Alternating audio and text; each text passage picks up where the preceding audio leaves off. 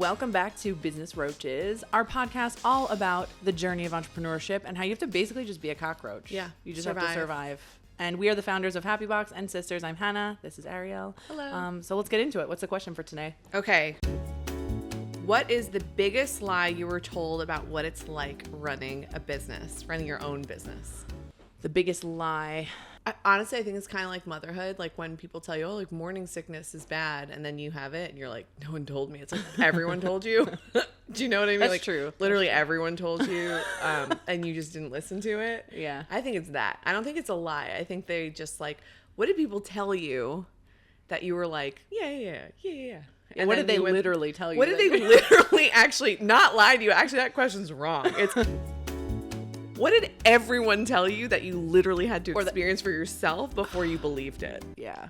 I think that it was going to be hard. Yeah, I think that it's hard. That it's hard. I think really hard. Everyone says it's hard. But the highs and then are you're high like, and the lows are low. It's like, but then it's like, oh my God, this is hard though. Why did So anyone fucking hard. tell you? And then you're like, wait, literally everybody. Literally everyone told me.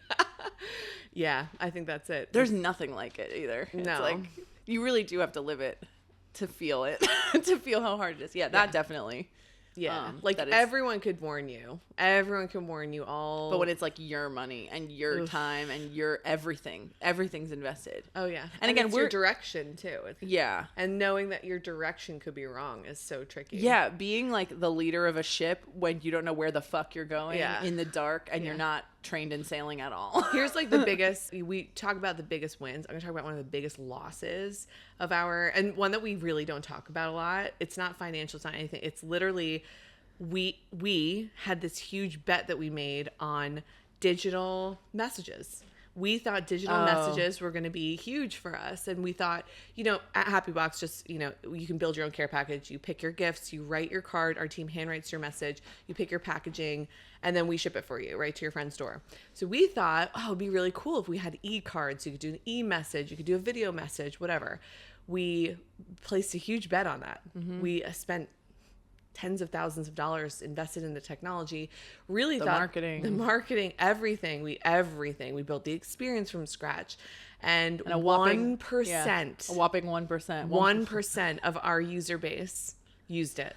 Yeah. It's so funny because you're trying to like innovate and fast to innovate, but we had solved a problem with the physical good. Yeah. We'd solved that problem, and that's what people were coming to us They for. wanted the handwritten note. They wanted the personalization. If they were going to send something like via Amazon with like a video, like they could do that. But you know what though? We didn't do like real custom research for that. Like we didn't research. We made the assumption. That's what I'm saying. It's like, it's your direction. Yeah. It's like us. We were like, this is going to be huge. Of course, this is the next step. thing in gifting. And it wasn't. Yeah. And I think there's something really, again, do we feel like it's a failure? No. Did we invest a lot of money in it? Yes. Did it flop? Yes. We learned. Hey, we're still here. So that's like the podcast, right? Yeah. Yeah. And also sometimes like you really do. I just read something about is it Lego? They they did this like whole evolution, like when they were doing just blocks, they were like killing it in the 90s, whatever, and then all of a sudden they diversified to like plushies and TV show and all this other stuff, and they like were losing like I think it was like $16 million a day. It's been crazy. That number's wrong, but like millions and millions of dollars a day because they were not focused on their core product, and that there's a huge lesson in that. And like we had to go back to our core product too. And we've diversified, but we've done it more with like research and where the industry was going, rather than like an assumption, a tech assumption. I think again, like we say all the time, like knowing your numbers, knowing where you should be is like, so I guess it is a financial thing because it has to go back to who's your consumer. We found our consumer to be more of a corporate person who's buying for their team, whether it's in bulk or one-off, like whatever it is.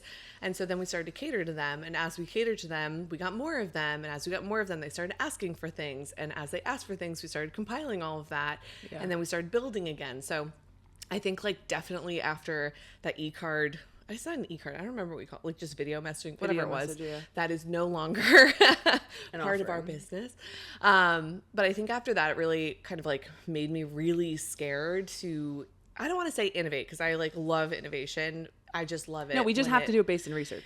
Yeah, like There's backed in data, backed in like if you look at our P&L and look at where our money is, like we have to hit that target. But it's also research. Like we still don't do that well enough that we should. Like we should absolutely ask our customers. That's like what you have to do to grow. Like so if you're a customer and you want to be interviewed, we have to do that better. That's something that, again, it's one of those things that always falls on the side, but that's how we're going to learn about what's next for our company. Yeah, but remember what Ford says. If he listened to every customer, then he would have made faster horses instead of a car. Yeah. So, you gotta be careful. Yeah, but you got to still take that input. Like, you have to listen. You have to hear it. Even the website data, like we have to just, everyone needs to know what is happening on their website. Yeah. Everyone needs to, again, we're e-com, but. So I guess back to the question. I know the question was, what's the biggest lie that you've been told about starting your own business? And we've pivoted a little bit. I think the other thing that like people, I don't think this is a lie that I was told, because the number one is it's hard. Like it's harder than you actually think, and everyone told you it was going to be hard. So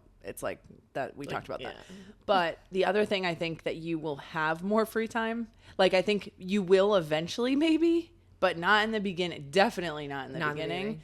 And even in the middle. Like, I mean, we're in the middle, and it's not like we have endless free time. We have a little bit more flexibility, but we don't have free time. Like you're consumed by it. I think people give up before they get to the free time. Yeah. So like, I think the people who have gotten to the free time are successful business people. Yeah, that is success. Yeah. Like, the free time is what we're all striving for. I don't know. I mean, I guess some people are like, I want a yacht.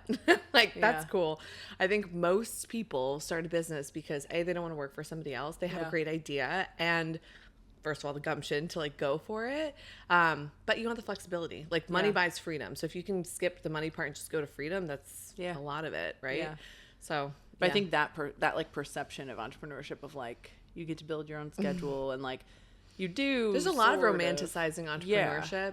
I think too. I have a friend who's just starting right now, and something that we heard early on, and we're extremely lucky that we started in our 20s, honestly, because like now having kids. Yeah. I mean, I honestly don't know how you could like bootstrap, start a business with newborns, infants, etc. I think that is like, because the time I mean, again, we talk about the business is your baby.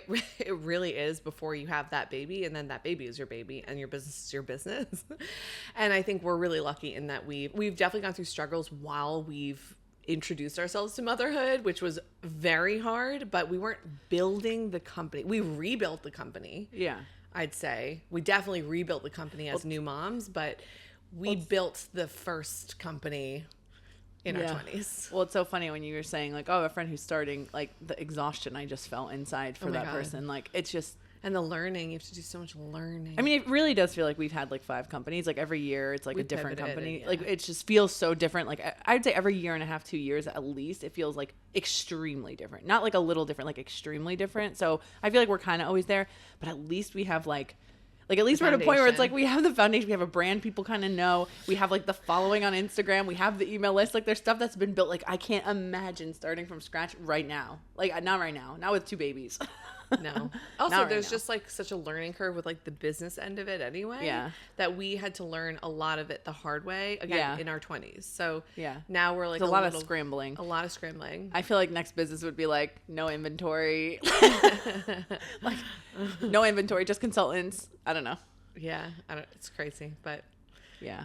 Okay, what else? What else? Lies. Or like what's romanticized? I think that's more interesting because it's like people think. I think people think that they're gonna hit gold. Like I remember, I have a friend of a friend was starting a business, and he just had this stupid idea that he's like, "Well, I'm gonna make $1 million the first month," and I'm like, "No, you're not. Like it's okay. It's all right, but probably shouldn't. You're not like probably not set up for that at all. You're not going to, and like." It's impossible to your first month perfect product market fit, like, perfect team, have everything figured out. First year, that's not impossible, but first month, like let's be honest here. So I think there's a lot of I think also there are a lot of like tools out there, like coaches and stuff who kind of, you know, bullshit you. Yeah. So I think you just have to be really realistic about your numbers and your finances and the cost of the product and the market fit and like all the things that are not sexy that you actually will make money off of if you just do this. And then the number one thing is looking at your sales eventually when you start having some, and it could be 10 a day, could be 10 a year, who knows, whatever it is, just totally depends on your industry and what you're selling. But then you look at things and say, okay, well, that's working, that's not. And that's a smart move. Like that is the move that you have to do to grow. Because then you say, okay, let me stop doing that thing that's going to lose me money. And how do I do more of the thing that's going to make me money? And then all of a sudden your profits go here and your losses go here. And you're just like, oh, that's it. If you think about business, it's like so easy. And I know, I mean, like, again, if you're listening, you are interested in this. So you might already know this. But for me, it was a learning curve. Like I literally was like, well, let's just do more of the thing that makes us money and let's do less of the thing that we lose money. And then all of a sudden we went, and that's growth. And that's it. That's the whole thing. And then you do it again and you do it again and you keep compiling and it just. I think the other thing that I was just thinking about that, like, I think it takes like a special, like crazy person to start a business because you have to be so comfortable not knowing the whole like realm of business. Like for example, for us, we're a little different because we were like kind of a logistics company too. We had to figure out like supply chain, warehousing, operations, 3PLs, like and then marketing and finance and accounting. Like so, I feel like something that I underestimated, which is actually quite stupid because I have my MBA, I should have known this, is like you have to know enough about all of the things to be like okay to start. I think regardless, because you have to know your numbers. There's no way. But it's like a breadth of experience that like I know people who have said they wanted to start something and I'm like, ooh, like you have no experience in supply chain. That's gonna be very hard. Very hard. Like just because you're a marketer can get some sales, but can you run the operations of a business? So I think anyone who wants to start, they have to be very aware of all the elements that are going to have to play in to actually successfully get their product in hands to a consumer or sell whatever they're selling. And I think for us, we have it's everything because I don't think I even realized the supply chain and logistics when we first started. We have zero experience. We had no idea what we were getting into. No. Like we didn't have any relationships. We didn't have anything. Oh my God. We didn't even know what a line sheet was. I think what's interesting about us is we started from a marketing and creative background. So we were able to sell things before we we sold stuff that didn't exist. Yeah, and then we learned the operations, and then we figured out the finance. And then we went back to marketing. Which is literally the opposite of what I would have done. Like now going back to I'm like, okay, that's kind of what do the numbers. How is it going to work? Okay, then let's sell it. Yeah. But I think it's like anything else. Like you always do what you like. You as an entrepreneur, you have to do the shit that you don't know how to do first. You have to figure that out because that's the hardest thing. Because in the back of your head, you're like, I'll be able to. Yeah, but our website looked so good, but we didn't. Yeah.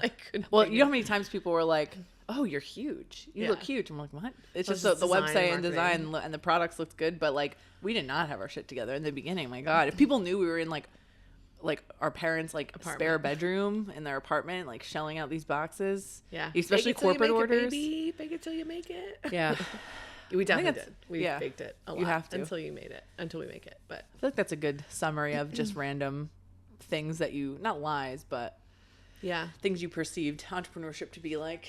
Yeah, I think everyone thinks you're going to make money faster than you will. Yep. I think you think you're going to have more time. You don't have a lot of time in the day. And I think it's way harder than anyone could even warn you about. Yeah. So you have to love it. You have to freaking love this and believe in it so much that it doesn't actually matter that you don't make the money, that you're losing all that time. And, you know, that those things don't matter because you just care about it so much. Well, it's kind of like the flexibility thing you said. Like, I don't think people, like, they don't make it far enough. No. Like, if you don't make it far enough, if you don't make it like long enough, it sucks. Like it sucks. You're if you quit in the messy middle, it's the worst. I mean, you just will never have any, like, you have to get through it. You've just worked so hard and like for nothing. Yeah. So again, as roaches ourselves, like just keep going. Survive. Like people will fall to the, they will quit. They quit all the time. People quit. Yep. Yeah. If you don't quit, then you've made it, honestly. You're already better than them. Which takes us to the win of the week. Yeah. So every episode we do a win of the week, something that was good, because you have to celebrate the good in entrepreneurship because there's so much bad and so much struggle. So what is our win of the week? Well, we won't say any names, but we had like a really big client come back with a very big order that was unexpected. this client like didn't have a budget anymore. They loved us, but they were potentially going to a competitor because of budgeting and because of certain offerings that they had. And we said, not so fast. And we just, what did you do? You hopped on the phone, had a conversation, and they were like just reassuring, and that's great. And that goes back to the like relationship, human element of running a business. And also, honestly, the fact that like founders really have to be involved. They love talking to founders. They want to know that you're like investing your time in their business, and that was it. That was probably a big part of why they're sticking with us, is the relationship with you. So that was a huge win. That is a huge win. Yeah. So maintain relationship with your clients. Yeah. I think never lose sight of those fish. Even though, so like Hannah said, they've done a lot of business with us over the past 3 years, and the past year and a half have been very dry. And it's very easy when you're a founder and like a business person to look at, you know, is this still a valuable client? I think sometimes, you know, you can fall out of favor with a client. They can go somewhere else, or, you know, budgets just get cut.